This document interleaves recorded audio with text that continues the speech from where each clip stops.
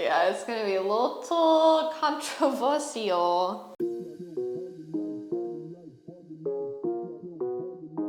Hey guys, welcome back to our podcast. Hello. Today it's just me, Michelle, and Bridget. Hi. Seamus is here in spirit. Yeah. Today we were going to talk about how to choose the best dog for you, whether that's from a breeder or from like a rescue organization. And so I would say, to me, the first step in choosing a good dog for you is definitely being very purposeful about like what do you want your life to look like with a dog.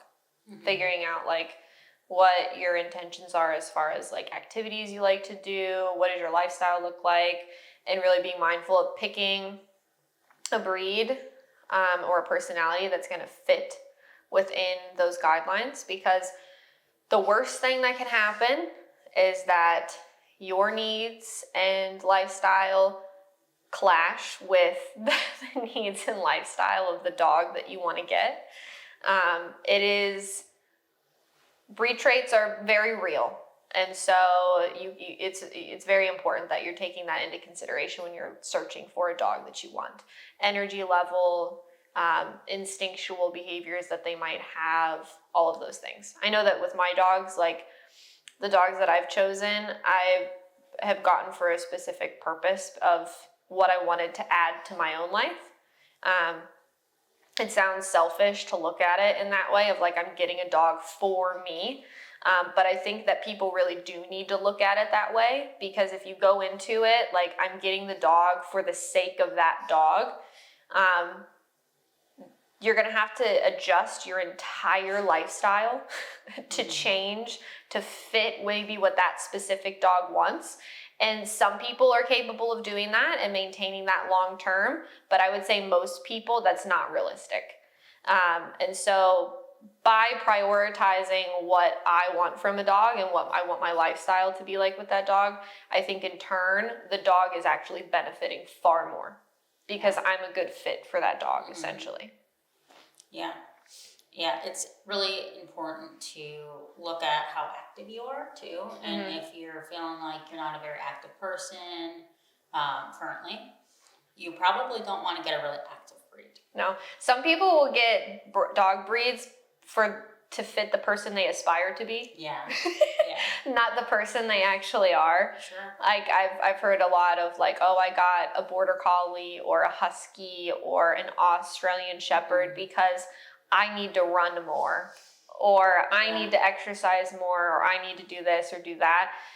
And while yes, there is something to be said for like dogs certainly improving like your mental health and your physical health because they have needs, I think it's unfair to the dog and slightly unrealistic that you're putting all of the change of your personal growth in the hands of like hoping that dog forces you to do it. Yeah.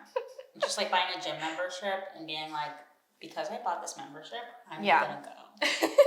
Yeah. And then it's like winter and the dog's like, can you walk me? And the person's like, no. Yeah. And then they tear up their whole house and like start a fire and they're like, what the hell?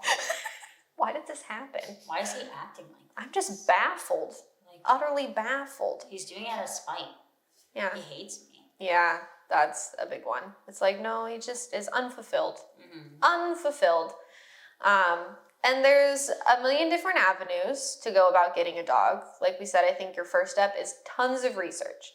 If you think you want a specific dog breed, have you ever met any of those dog breeds in person? Have you actually interacted with them, experienced what it's like? Have you talked to people that own them, talked about realistically what that lifestyle looks like? You don't want to be getting a dog with like just winging it, just figuring it out along the way. Especially like a lot of the really intriguing like power breeds, you know, like Corsos, like the scary dog privilege, like that kind of stuff. Like, yeah, you see like the really well-trained versions of those dogs and you're like, oh, they look so cool and I feel so safe with those dogs. And then you don't see all of the like hundreds to thousands of hours of training that like goes into creating it, and also like what their lifestyle looks like with that dog. Like even with my Dutch Shepherd, for example, like on the surface, like you could see all of the stuff that I do with him and how he behaves and all that kind of stuff and be like, oh, I want a dog that's like that. But you don't see like the literal blood, sweat, and tears that have gone into creating him to be that way. And also how strict my lifestyle is and how disciplined my lifestyle is to live with a dog of that caliber too. And all of the management steps I take and things like that. So I think it's really important to do your research, make sure that you have experienced a little bit of life with these dogs, talked to a lot of different people. And especially like when you're looking into breeds, like don't just read the good aspects of them. Like Google's really gonna talk them up. They're gonna tell you like, I think I looked at like the description of like a Belgian Malinois the other day, and it was like loyal, trainable, athletic, smart. You know, like all these really, really great things. And what they're not gonna tell you right off the bat is like, oh, psychotic, crackhead, loves to bite things, will make you bleed and cry. And potentially ruin your life. Yeah. So like you really have to dig into like what are the potential like things that this breed will bring into my life that will not work well or won't, you know, will be conflicting for my lifestyle that I have. Like if you have a very like social lifestyle where people just show up and let themselves into your house and you don't want to change that, then you probably shouldn't get a German Shepherd, a Corso, a Doberman, a Rottie. You know what I mean? You kind of need to look at those different types of things. Can there be exceptions to every rule? Yes. But realistically, you're not going to be that exception. Yeah. You're probably going to be the rule. Yeah, it takes a lifestyle change, and you have to go into getting a dog of any sort, even if it was 70 years old. And you have to think, like, my life's going to change. Like people say, a human baby changes everything. A dog changes everything, too. You're going to have to look at adjusting how early you're getting up in the morning, maybe getting up in the middle of the night to let the dog out, having care for that dog, crate training, all of the ins and outs of dogs. There's so many things, and if you're not prepared for that, it can really throw you through the loop, and you can sometimes have resentment toward the puppy you adopted or the dog that you got, and that can be really hard for people, I feel like. Oh yeah, absolutely. And I think when it comes to really high caliber breeds that are not good beginner dogs, either you need to already have a proven skill set to be able to raise and train that dog on your own, or you already need to be set up with proper mentorship and training before you even get that dog. Because with those dogs, like everything matters right from the beginning. Yeah.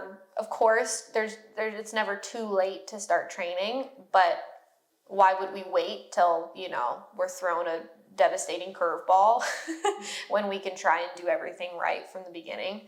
Just your margin for error with those stronger, powerful breeds is like much thinner than a typical, you know, dog that's bred that doesn't have those more like intense instincts, like your golden retrievers and your labs and all of that kind of stuff. And I think that kind of the next natural progression of this conversation is like how much genetics play into things. Not even within creating specific like breed traits, but how a genetic line in a dog determines like how true to the breed standard they actually are, as far as like their temperaments. I mean, because we've seen a lot of really aggressive golden retrievers. Yeah. You know, just because you go find a golden retriever somewhere doesn't mean that you're guaranteed golden retriever behavior and traits. It's really important to make sure you're doing your due diligence to make sure that you're getting a dog, if you're going to a breeder, that you're getting a dog from a very ethical, responsible breeder. I mean, we can go into red flags with breeders and how to find a good one. The two organizations that I think are important to reference is I think it's called the Canine Health Information Center, CHIC. It's a website that if there's a specific breed of dog that you want to get and you are choosing to go the route of trying to get it from a breeder, this website will give you, you put in the breed you're interested in, and it tells you all of the health testing that is essentially required of breeders if they're going to be like responsible. So I know for Chihuahuas, for instance, because that's the most recent dog I've gotten from a very good breeder, it's their patellas, their knees, their eyes, and their hearts are big common health issues that Chihuahuas can have. And so if a breeder is going to be breeding dogs and doing it the right way, they're going to be screening any dogs that they're breeding to make sure that they don't have a propensity to have those genetic issues that they're going to pass down to the puppies. So that website is a great resource to figure out, like, okay, I'm interested in golden retrievers or German shepherds or Dobermans or whatever, and they'll kind of give you guidelines on like, is this breeder screening for these things, because that's really important. They are connected to OFA, which is the Orthopedic Foundation of Animals, and that's where a lot of the health screenings are documented. So a breeder and their kennel name should have everything public record so that you can see it. Like, I could look up both the dam and the sire of my Chihuahua right now and see all of the results from their health screenings. If the breeder is either saying like, oh, we have it, but somehow you can't see it, red flag. If your breeder is saying, oh, we did embark testing or some kind of DNA testing, and they're using that as like a health screening, that's a red flag. You should be able to see all of the health screening on public record.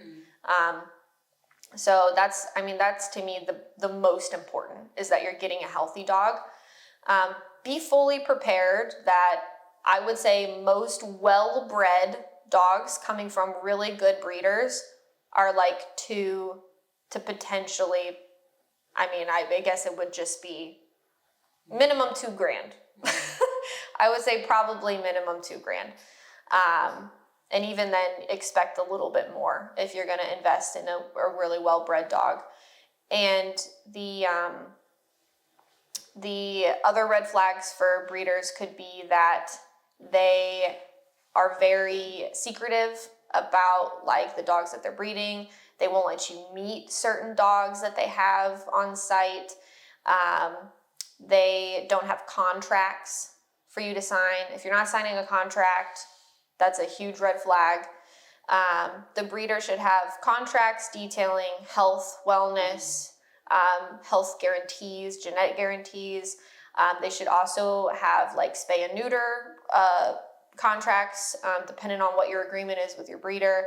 They should have stuff in there about if you can no longer care for the dog or keep the dog, that you are legally bound to give the dog back to them. You can be sued if you don't do that type of thing. Really good, ethical, responsible breeders are not the ones contributing to dogs in shelters. It's not happening. We'll talk about backyard breeders and puppy mills in a second, but your really good ethical breeders are not the ones doing that, because they care so much. I once had a client that their breeder of Airedales found out that one of her Airedales ended up in a rescue like across the country, and she literally drove like 18 hours to go pick up that dog. Like, they take that stuff like very, very seriously. So I would say that those are some kind of basic guidelines on looking into breeders and things like that. A lot of breeders, when you're looking into really intense breeds, if you're a novice and a beginner, they may not want to give you a dog. And so it dependent on, that doesn't make them a bad breeder. You know, they're allowed to turn away clients. They're allowed to turn away homes that they don't think are a good fit. And again, they might have just recommendations of like, I would love to see you, you know, immerse yourself a little bit more in working with these dogs before you own one yourself, you know, different things like that. It's also pretty typical that most of the time your breeder will pick your puppy for you, or give you options of ones that they think are going to match your lifestyle the best. I know with my Chihuahua, I didn't really have a huge, I said I wanted a male if possible, but I still was very open.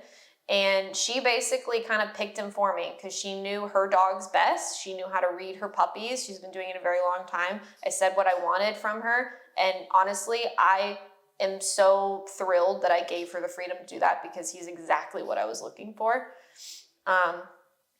When it comes to like rescue and kind of looking into if you want to rescue a dog, you have far more experience in that realm than I do. So what are your thoughts on that? I have a lot of experience with rescues because I have worked at them in shelters in multiple states. So in my own development of having rescue dogs, I'm looking, like if people are coming to the kennel, I'm looking, and I know kennel stress is a big thing and dogs aren't very indicative of how they're going to act in the kennel when there's so much going on, but I'm going to look for like the psychopaths. Like if I walk by and this dog is jumping 5 feet in the air, biting the kennel bars and just so much energy, maybe I'm not going to go with that dog. Depending on my lifestyle, if I really am planning, if I'm already a runner and I really plan to be very active with a dog, that could work with proper training and management. I see a lot of people make mistakes, like you were saying. People aren't necessarily prepared sometimes for the dog. So they go into the shelter, they see a German Shepherd, and they're like, "Oh my God, I want that one." Bring them home and tear up the couch. They have a lot of issues. So upon going to a rescue and picking out a dog, I'd suggest spending time with the dog. Ask the rescue for the dog's profile. Talk to the staff what they're experiencing with the dogs because the volunteers and staff will know the dogs best. They spend the most time with the dog. If you can't get the dog out of their kennel, in like a meet and greet room, just kind of spend your time with the dog, offer some food, see how responsive it is to you. I've certainly done meet and greets where the dog has no interest in the person, and meet and greets where there's definitely a connection. So depending on what you're looking for and what your needs are, pick accordingly. The best thing you can do, and I'm a hypocrite here, is don't do anything impulsively. Getting a dog impulsively will be your biggest nightmare. I can speak from experience, and I didn't get my dogs impulsively because I wanted them. They kind of just happened upon me. Sometimes the shelter can make you feel a little bit guilty.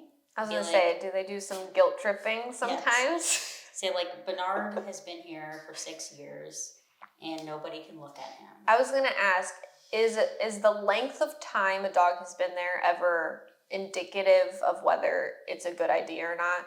Like, if they've been there a long time, is that concerning? Should that be a red flag? It's not necessarily a red flag. They might just need a specialized adopter. So I've known hundreds of dogs that have been at shelters for a very long time. I knew this dog Geronimo, and Geronimo had been a veteran of the shelter. He was there for like 2 to 3 years, and his biggest issue was extremely severe humping. He was a big guy too. So the volunteers, staff would walk him and he'd grab you and he'd just start humping you, and it felt like a kangaroo. Like you could not get away. So that was his biggest issue, and he found somebody that was willing to work with that, and she did an amazing job with him. So if you're looking into long-term dogs, you should have experience because there's a reason that they're there for a long time. Or like the ones that are like, they've been returned 4 or 5 times, like, yeah, those are the ones where it's like you probably shouldn't pick that as your first dog. Yeah. And if people are trying to push a dog on you, that's always a red flag. People should be very mindful of how you're responding to the dog. I'd go home and think about it and come back to the dog. If it's been there like a year, 2 years, we can always have that time. Mm-hmm. So it can be quite challenging in the rescue community. A great option some shelters do is foster to adopt. I was going to ask about that. So the dog comes into your home and you live with it for a little bit, and some people require that to gauge the connectability and the owner's ability to handle the dog. That can be a really good option because it's like real life setting. A lot of shelters do like bring the dog home for the weekend and test it out. And it's okay to kind of test drive in that sense. What dog is going to be the best for me? And if you can get the dog out of the kennel for a night, that's pretty nice. Yeah. Is it pretty commonplace? Because I've run into this a couple times with some friends and clients where if they return a dog because it's not a good fit for them, that essentially like they're like blacklisted and they can't ever adopt another dog from that rescue again. I've had experiences with some rescues that do that. Like, really, if you return a dog, not all of them are like this, but sometimes they're like blacklisted and they're not able to adopt from that facility anymore or that shelter. what do you think their intention is behind that? Like, what are they hoping to accomplish? Because to me, it makes no sense. I've never understood that because I mean, what would you rather the people do? Just dump it somewhere? Yeah. Like, I understand that, like, maybe their hope is that it discourages people from returning dogs, but also I kind of feel like that comes back to the original point of, like, why are we forcing a lifestyle where neither the dog nor the people are ultimately going to be happy? And some shelters are good about that and they'll allow adoptions, but in my 20s I worked at a shelter, and if at any point anybody returned a dog or a cat, they were never allowed to adopt a dog or a cat from that kennel ever again. And not only that, is that they had a county-wide record that would show up when that person tried to adopt the dog, and it would have notes on that they returned this dog. Really? So it'd be pretty powerful. Wow. Not all shelters are like that, but I think if the shelter has a policy like that, should you maybe look somewhere else? Yeah. I don't know. I think read your shelter or your rescue's contract and see what's expected in that time period that you have the dog. Some people even say, like, if you return the dog within 2 weeks, you get full refund of your adoption fee. Yeah. Other times it's completely waived. So some people will be really good about it and understanding, be like, all right, well, thank you for realizing that's not a good fit, and thank you for bringing the dog back. And other people will be like, that person is an idiot and I hate them and they're never allowed to adopt again. Yeah. So, huge red flag. Yeah, that's a bummer. Do you find that rescues tend to dictate, like, your lifestyle once you own the dog? Yes. Like, they try to influence that a lot? There are some rescues in shelters and organizations can be different. So, rescues sometimes have the ability to be a little bit more picky because they know the dog the best. So, for example, I worked with a rescue that was really lovely, and one of their requirements was that you had to have a fenced-in backyard, and people were furious about that.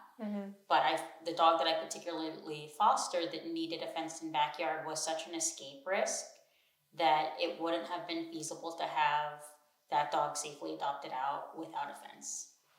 Just the leash, its ability to go under the fences, and you have to think of all the variables that a person that's not experienced with that level of dog or that escapism can be like. Okay. And with, because I know that we have a couple really good organizations around here that we work with pretty frequently that I think is awesome. Because historically, I feel like as an overwhelming whole, rescues are pretty against most balance training. I'd say a large amount of them. Yes. At least in my experience. Yes. Which has always been interesting to me because I feel like our main goal would be to just put dogs in homes and keep them in homes, and if balance training is what accomplishes that, I feel like that would be great. But I feel like that would make the most sense. So do you feel like when you're looking for a rescue, is it good to like dig into all of that and kind of ask their opinions on training styles and methods and that type of thing? Or do you feel like it's not really ultimately that big of a deal? I would personally scan the website and maybe reach out to the contact person and ask, like, hey, I'm interested in getting a dog. What training methods do you recommend? What are you comfortable with? In the ins and outs. And I feel like a clear, level-headed rescue is going to be like, as long as the dog is in a good home and the training is done in a humane way, that they should have no problem with that. Yeah. If somebody right off the bat is going to make a judgment and be like, you can't have that dog because I know you're going to put a prong on it or e-collar on it. Yeah. That is, to me, very immature, and it's limiting the dog's ability to find a home, which is why so many dogs are euthanized or end in really sad situations. And I would almost wonder if that skews like their read of the dog, like what they're able to tell you about the dog and their behavior. If them starting with a bias of like not wanting to train holistically would like change their perception of the dog at all.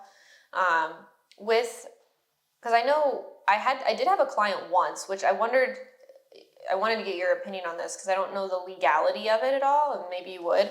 I had a client that had a dog from a golden retriever specific rescue, and had signed up for training, and when they called to get vaccine records from that rescue for training, they had mentioned like the type of training they were doing, and the rescue mentioned in their contract that they signed that I guess maybe this wasn't clearly explained or the owners didn't look it over very detailed. It says in there that if you do training with these tools that they can literally just come remove the dog from you, your ownership. Can they really do that? Like if you sign a contract that says that, like they truly can? As long as it's a legally abiding contract, they can take the dog back from you. That's wild. And some people won't go that far because it's a lot of legal stuff. Yeah. But they certainly can, and that does happen. I've heard of that happening. We had a board and train here years ago, and they said, please do not post anything of the dog because the rescue said that if we trained this way, that the dog would be removed. Wow. And they love this dog. Yeah. So it's so selfish to me when rescues or they're on their high horse about force-free training methods and they can't even begin to think if this person's doing it responsibly, do we really care that the dog is going through a training program? Wouldn't that be an incentive? Be like, good, I like that this dog is getting trained. Well, that was like when I adopted Maggot, my really old rescue that I got. Literally no one had any interest in her. She'd been there a while. Nobody wanted her. And I had to lie about how I trained and what my affiliation was. I believe I even had to go as far as like somebody else also being present in adopting her because they kind of knew who I was at that point and how I trained because they wouldn't have even given her to me. And I'm like, you'd rather her die in a shelter at the age that she is than go and live in a home with someone who clearly like loves her and cares about her just simply because of the way that I've trained my other dogs at that point. That's kind of crazy.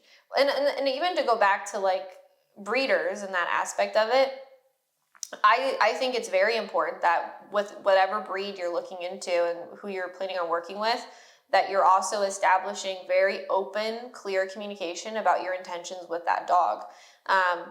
Especially with toy breeds like Chihuahuas, Pomeranians, things like that. It can be difficult to find breeders that are open to balance training, at least in my experience. And so I was very thankful that I found one that had no issue with it and in fact encouraged it because she knows that Chihuahuas are not just these dainty little fragile creatures. You know, they're very cool dogs that are pretty intense sometimes. So don't think that, you never want to get a dog under the premise of like, feeling like you can't be honest. Yeah, and like to your point, like you said, one of your clients, the contract said like they can't use balance training. I recently had a dog do a 10-session program with me, and in the paperwork they said the dog will never ever be able to walk without a harness. It will never be able to be around other dogs, and they put all these limitations on this dog, and through training and utilizing clear and firm boundaries, this dog thrived. We got him off the harness immediately, and we're able to set clear boundaries with the pulling and the walking and the lunging, and they haven't looked back since. And we got the dog with other dogs routinely in a setting that was controlled, and the dog thrived. So be careful when adopting a dog, and kind of think twice. You get your own feel for things. If the rescue or shelter is like, never do this, never do that, red flag to me. Yeah. And that doesn't mean like if they say no children Yeah. or no other dogs, like Yeah. that's something to be aware of, but it's not, say, like they're not the end all and be all opinion. Yeah. In my opinion, most rescues tend to downplay issues. So if they're telling you there's an issue, really take it seriously. Like if they're willing to tell you like, oh, this dog has issues with other dogs, or oh, this dog had issues with kids, or you know, things like that, then I would definitely take that seriously, because or, yeah, cats is a big one. yes, yeah, cats, things like that. That doesn't mean that is truly the dog's character. There could be a lot of variables at play in those situations, because I think unfortunately a lot of people in rescue don't have the ability to get the amount of like training that they should have working in that environment to know exactly how to handle dogs and their temperaments and all that kind of stuff.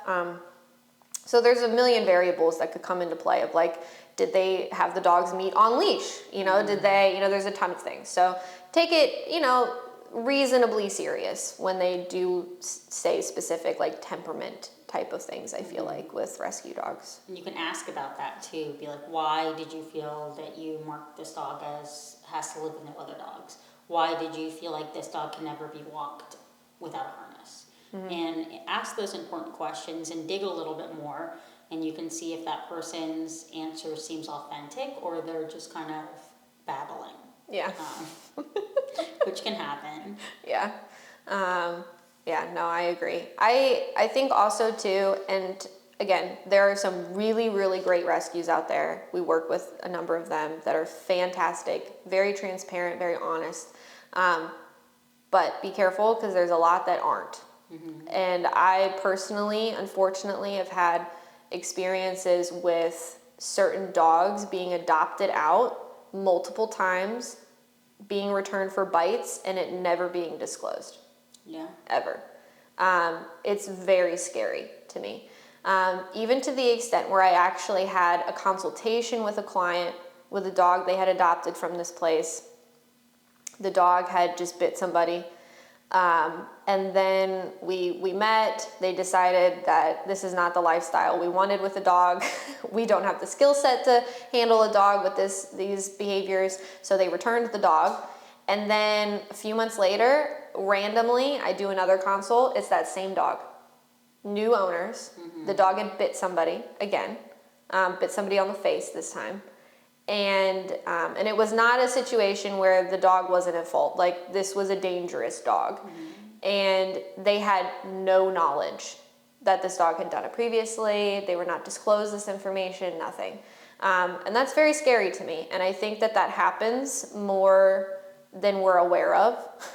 I know there's been a lot of stories. There was a number of stories I'd seen in the news recently of a dog that had really extensive, had chased down and attacked like a male worker, and did serious damage, like irreparable damage.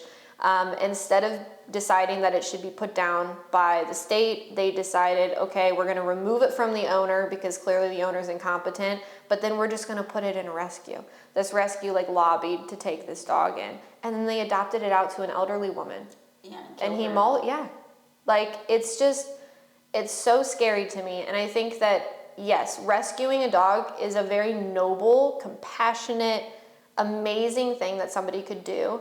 But I think that you just have to be so careful, because you don't know these dogs. You don't know these dogs. You don't know genetically what they're made up of. They're just they're just mixes at that point. And when you start combining these bully breed mixes, you get some really, really odd temperaments and intensity levels. And it's just, it can be very dangerous. I mean, most rescues at this point, I think, are all pit mixes. I mean, it's very rare that you're going to find other dogs in there. Number one was like pit mixes, and the only reason I rescued the dogs that I did is because I worked there and I got first priority when they came in, and I snatched up the dogs that I wanted. But most, in my experience, it was all pit bulls or pit mixes, which is very sad. But you know, there's a reason for that too. That people really mishandle them. They don't realize what they're getting into. Sometimes a genetic mess of a pit bull, it can be a nightmare. It can be devastating. Life or death. Absolutely. Like, I mean, and that I think is a natural, now we can lean into like puppy mills, backyard breeders, things like that. And that's the true issue here. And that's what's really causing all of those shelters to fill up, why we're having, I mean, I would say in the last couple years, the amount of dog attacks and fatalities, it's like exponentially higher than it's been in a very long time. And I think that's a very clear, I mean, that's just indicative of how irresponsible the breeding has gotten at this point, and how much misinformation is out there regarding just the potential danger of some of these breeds that we're interacting with. Dogs have the capability of killing you. Like, when you're dealing with a predator and predatory instincts, like, it can get really dicey very quickly if we're not doing it very responsibly. And unfortunately, there's a very high market. And I think there's a lot of variables to this. I think rescuing is difficult because a lot of them have very strict parameters. They're like, oh, this is Chi-Chi. She hates men with beards. She has to have 600 acres. You can never turn on your stove around her. You know what I mean? Like weird stuff like that. So I feel like the restrictions and then also the help that is offered and the options you're given to rescue a dog are so high and then so minimal that it turns people away from rescue. And then they look at their other options of breeders, and unless they're informed, they're going to look at this breeder who charges $3,500 for a really well-bred, great temperament, healthy dog, and then they're going to see this one who's $600, and they're going to be like, oh, well, I'll just get the $600 dog. They can't be that much different. Like, what a steal! What a steal, right? And that's really what I think contributes to the huge problem. And so then they get this purebred dog who's a genetic mess, and depending on the breed could be very prone to aggression and things like that. And then they say, I can't do this. So then they just dump the dog in a shelter, and then the cycle just continues to repeat. So I think the only thing that's really going to break this cycle is trying to get the information out there of like ethical, responsible breeders. Because we need to cut off the demand for these backyard breeders who just breed for money, for looks, for fun, for all of those different things, and don't take it seriously about the genetics that they're putting in the world. I mean, I interacted with someone who bred their pit bulls. The father that they bred and had 6 puppies from, had mauled somebody and ripped their ear off. Okay, and then they bred this dog. They had 6 puppies. That father killed 3 of those puppies, maimed a 4th to where it had a broken leg, and then that puppy had grown up, and then that puppy attacked somebody else and did such severe damage to their leg that this child had to have 2 surgeries to reconstruct it. Like, you can't trifle with this stuff. And it's not all how you raise them. No, it is not all how you raise them. Like, it is such and that is the misinformation that gets people killed. And take the responsibility for understanding the breed that you're going to get. So even if you get like a cute little pit bull puppy and you're like, he's going to grow up and he's going to love me and we're going to snuggle, you're like, that pit bull puppy is going to get pretty big and genetically designed. It's questionable. Yeah. You don't know what its genetics are going to be. Yeah. Like, when you get a dog that's from a certain lineage and you meet those parents and you meet those grandparents and you see their temperaments, it is so predictable what your dog is going to turn into. You know, you can predict it. Of course, there's always outliers. There's always the exceptions. But again, most of the time you're going to be the rule, and what you get is going to be so predictable. When you go and you get a puppy from a shelter, you need to be ready for whatever that dog is going to turn into. Yeah. Because you don't know. You can do everything right, and still genetics are going to prevail and push through. It's like people can have wonderful, lovely childhoods and have loving, supporting parents, but mental health issues still can creep up on them, and they can let that get in the way. And we have to think that dogs can suffer from mental health issues as well, genetic issues, and we can't just be ignorant to thinking like, just because I raised it perfectly and I did everything right, doesn't mean that you're going to have a perfect dog. Yeah. Well, I mean, I'll just say it. Even a well-bred pit bull is animal aggressive. Like, it's in the breed description. You can look it up on the United Kennel Club. Like, it literally says animal aggression in their temperament description. They're bred, quite literally bred to kill bulls. Yes. You know? They're bred to, the way that we designed them is that we wanted the, like, bulldog tenacity and fierceness and fearlessness, and then we put the terrier in there for the hunt and kill. So you have a dog that is so powerful and intense and has the desire to fight with the intention of killing. You know, that's like their end goal when they get into that mode. And like, that is a, I mean, beautiful thing when it's used in a context that it should be and that it was intended for. But when you put that into a shelter, don't give it a proper upbringing of structure and boundaries, and then plop it into someone's random home who doesn't have the skill set or the knowledge or anything, and then they kill the neighbor's dog or they maul their kid, or they get into fights with the other dogs in the house, and then people are like, oh shit. Yeah. Then my dog is acting like what it was bred to do.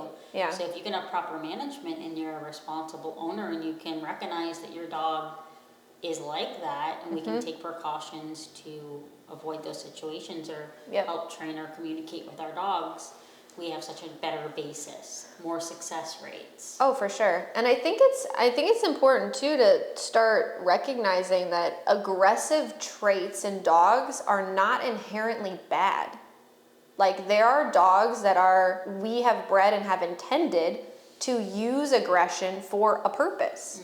You know, like we have Dutch Shepherds and Malinois and German Shepherds. We've bred them with the intention of tapping into aggression to accomplish specific goals. You know, we have bred Corsos and Rotties and those things for being good defensive dogs. You know, they use aggression for a purpose. When livestock guardian dogs, those are some of the most badass dogs you're ever gonna meet. What was that one recent one? It was a big Pyrenees that killed like 7 coyotes or something. Like, crazy. But like, we have designed dogs and utilized aggression to benefit us in certain ways. And so just because a dog displays aggression doesn't inherently make that a bad behavior or make it a bad dog. It's just about being responsible with it. You know, like knowing your dog. Exactly. Knowing your dog, taking the proper precautions. If you have a pit bull, maybe don't take it to a dog park. But again, there's exceptions to every rule. I've met some like completely harmless pitties in my life. But again, there's still genetics in there that are at play, as there are with any dog, you know? Yeah, my favorite line, like people will throw at me all the time, they're like, I've never met an aggressive pitty, but put me around an aggressive chihuahua, and I'm terrified. And I'm like, okay. Aggression is not in a Chihuahua's breed description. Yeah. That's all I'm gonna say. Okay. I own a Dutch Shepherd. They can be very aggressive dogs. That's kind of what the whole point of having them. So like, I'm not offended if someone says I have an aggressive dog. I have one. I don't really care. But like Chihuahuas are not aggressive because they have a predisposition to it. They're aggressive because bad genetics or how you are treating them and interacting with them. The little dog conversation, I feel like, is a whole nother rabbit hole to go down on. But yeah, I think it is interesting how the people who are like, don't bully my breed, hate Chihuahuas. Yeah, it's definitely interesting because I literally have Chihuahuas from dumpsters. Like, I have dumpster dogs. And you know what? Dumpster Chihuahuas. I love my dumpster dogs. You do. So much. You love all of your dumpster dogs. And are they a little fucked up? Yes. But accepting that and understanding how to work with them has been a huge changing point in my life. Yeah. Just because you're little doesn't mean it's an excuse to be an asshole. Yes. Yes. Well, and recognizing like limitations within a dog when there are some. You know, like Lumos, my shepherd, I would never take him to a dog park and expect it to be okay.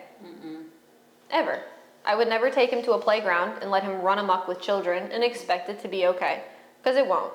So it just comes back to, don't get a dog that has specific propensity for certain behaviors and then try to force it to live a lifestyle that's just not conducive to that. It can be pretty inhumane too. Yeah, I mean, you get a dog who wants to live a certain way and would be fulfilled living a certain way, and then we spend all of our time suppressing a behavior that isn't necessarily wrong, but contextually doesn't fit with your life. And that's just not fair to the dog ultimately, you know, or to you, because that's going to be super frustrating. Yeah, when people get like super high drive, like I've had countless people get like pointers, and then they live in the city of Cleveland. They're like, why is this dog psychotic? Yeah. Like, it's literally bred to run in fields and kill things and hunt and. Yeah. Yes. I think it's also good, as we're wrapping up here, to say no matter where you get your dog from, you should do your research, and you should be prepared. Yes. So already having a crate and supplies needed, and contacting whoever you feel is a good support system for you training-wise. Do some research on training methods. Yep. Look at company reviews, because that's going to tell you what the clients feel and their experience. Yep. And take things slow especially if you adopt a dog that is unknown to you. Don't take it to your family gathering the next day. And just show it off. Yeah, don't do stuff like that. Assume that, you know, this dog has the potential to be very dangerous, and just make sure that you're taking precautions and you're trying to make things as safe as you possibly can, especially if you have children. Yes. And especially if you have children. everything needs to go super slow, and when I say slow, I don't mean 3 weeks. I mean, sometimes dogs' adjustment and training lifestyle take up to years. Yes. A year to really get a good routine down and have the dog be fully adjusted. I mean, we shouldn't be working on things for years and years and years. Well, no, but they can still be like showing you who they are over that period of time. Or we get all the time like, my dog was perfect and until they hit 2. And yes. Like 2 is the magic number. Or yeah. they're like, I'm going through puberty. Well, that's like, even with Snoop, like my Chihuahua, he would just let dogs like beat him up, and he never stood up for himself. And then he's turning 2 recently, and I'd say just in the last like 3 to 4 months, like he's finally standing up for himself. He's like, you know what? I'm not going to take your shit anymore. Exactly. So who they are when they're young, don't be fooled. It's not indicative of who they could be when they get older, because as they mature, they can change a lot. Yes. So your little pit bull puppy or shepherd puppy or whatever that you got from unknown genetics could be fine, and then they hit 8 to 12 months old and they can instantly change. It can happen very quickly. So just be mindful of stuff like that, and try to be as safe as you possibly can. Like you said, do a lot of research. Yeah, and find a dog that you feel like you have a good connection with and that you're willing to work with, because it's a beautiful thing to own a dog. Yes. And we all love them very, very much. But it does take work, and you're gonna have to expect to put a lot of work into it. It's not a back burner thing we can just fit into our lives. Don't give dogs as gifts. Yeah. We'll end it there. The worst way to acquire a dog, if it's a A gift. Christmas puppy. You don't want that. Unless it's something previously talked about and you're Yes. already prepared and you're ready for it and it's just a fun little surprise. But yeah, don't do things like that. Cool. Well, thanks for joining us today and chatting with us about these topics. Bridget, anything else? No, do your research, get a dog you love, and then come see us if you have any issues with that dog that you love, because We would love to help you. We're great at helping. We help with a lot.